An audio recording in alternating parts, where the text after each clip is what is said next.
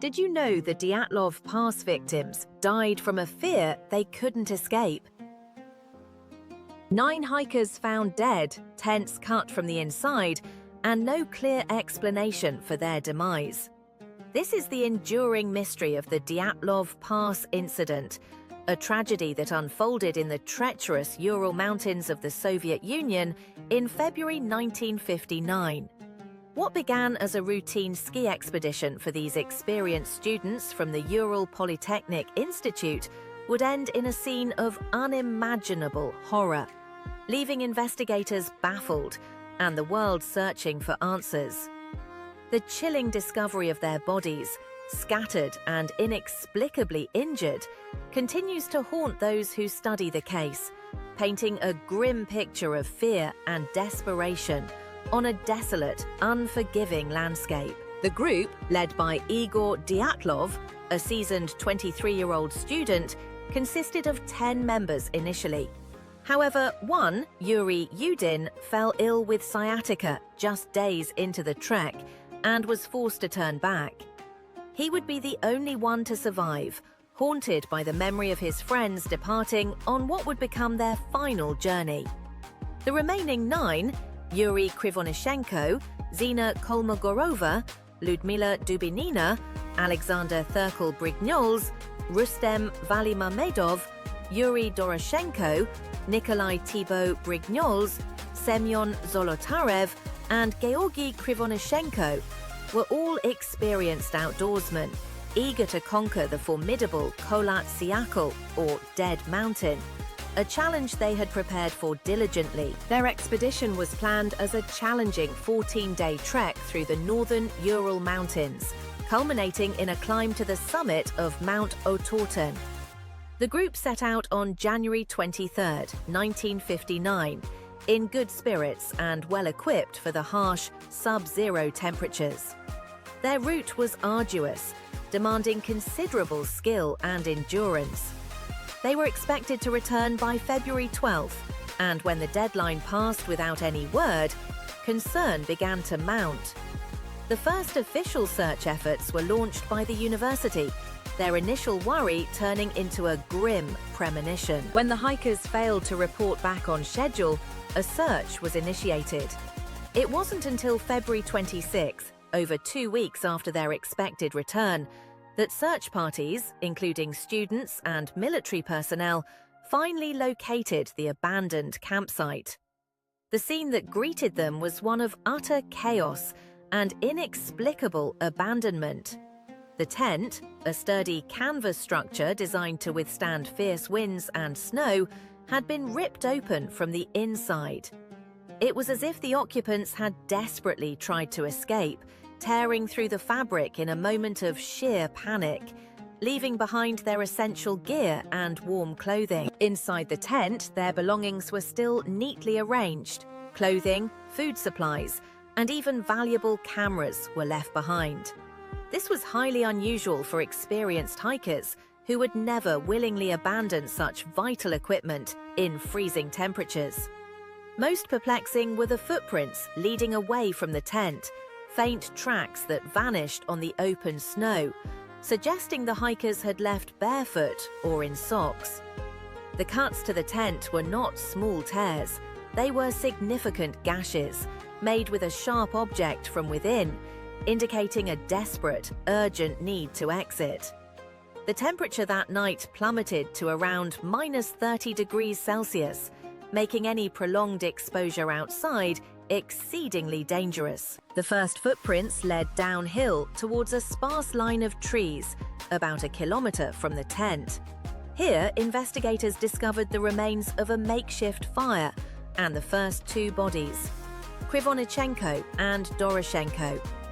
They were found in heavy clothing, as if they had hastily dressed before leaving the tent, but were still inadequately protected against the extreme cold. Crucially, both were barefoot. The forensic examination would later reveal devastating injuries that defied easy explanation, setting the stage for one of the most puzzling aspects of the Dyatlov Pass incident.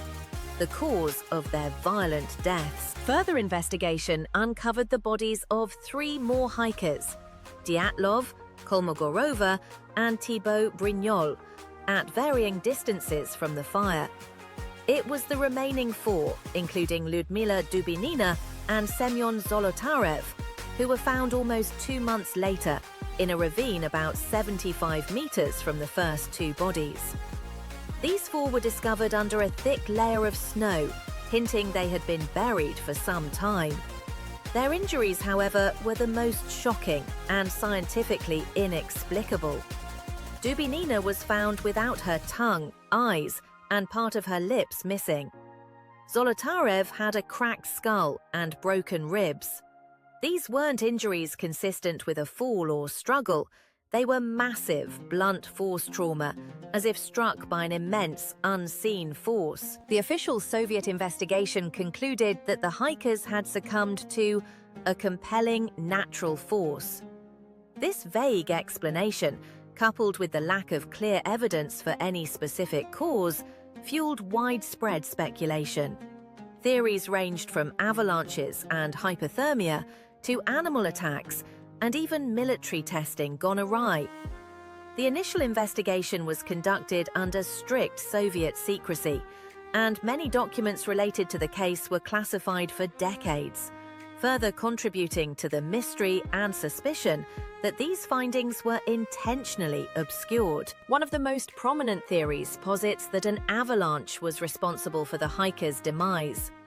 A sudden, powerful snowslide could have collapsed the tent and potentially caused some of the injuries. However, investigators found no clear evidence of a significant avalanche at the campsite. The tent wasn't buried deep under snow, and the cuts from the inside suggested the hikers were aware of the danger and trying to escape it, rather than being caught by surprise in their sleep. While hypothermia and exposure were undoubtedly contributing factors in the deaths of those who made it out of the tent, the specific severe injuries remained a confounding element. Another theory suggests the hikers were victims of infrasound, low-frequency sound waves generated by wind passing over the jagged mountain peaks. Infrasound has been known to induce feelings of dread, panic, and disorientation, potentially driving people to flee their shelter in a state of terror. While this could explain the hikers' frantic exit from the tent, it does not adequately account for the severe internal injuries, such as fractured ribs and internal hemorrhaging, observed in some of the victims, particularly when no external signs of impact were present. A more controversial yet persistent theory involves military activity or weapons testing in the area. The Cold War was at its height in 1959, and the Soviet Union was known to conduct secret exercises and experiments. Some researchers suggest the hikers may have stumbled upon a clandestine military operation, perhaps an experimental aircraft or a radiation leak, and were subsequently silenced or died as a result of exposure.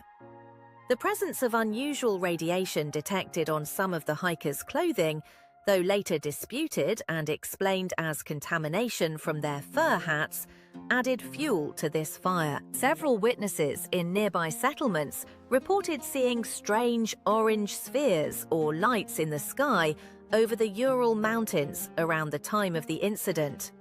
These sightings have led to speculation about UFOs or secret experimental aircraft.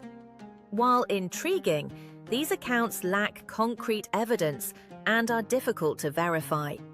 The official investigation dismissed these sightings and focused on natural causes, but for many, the mysterious lights remain a compelling, albeit unsubstantiated, piece of the puzzle, adding another layer of enigma to an already bewildering event and refusing to be easily dismissed. Decades later, the Dyatlov Pass Incident remains an enigma. The Soviet government closed the case in 1959, citing a lack of criminal intent and attributing the deaths to the hikers' inability to overcome an unknown, compelling force. This closure did little to quell the enduring questions, and the story has captured the imagination of the public worldwide. Countless books, documentaries, and online forums are dedicated to dissecting the scant evidence, proposing new theories, and keeping the memory of these 9 hikers alive, desperately seeking resolution for their tragic fate. The truth behind the tragedy at Dyatlov Pass may forever remain hidden beneath the snows of the Ural Mountains. Was it a freak accident, an act of nature, or something far more sinister?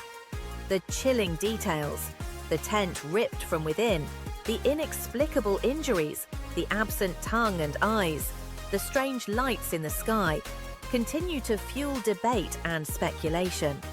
What we know for certain is that 9 young lives were tragically cut short, leaving behind a testament to the unforgiving power of nature and the enduring human quest for answers in the face of profound mystery.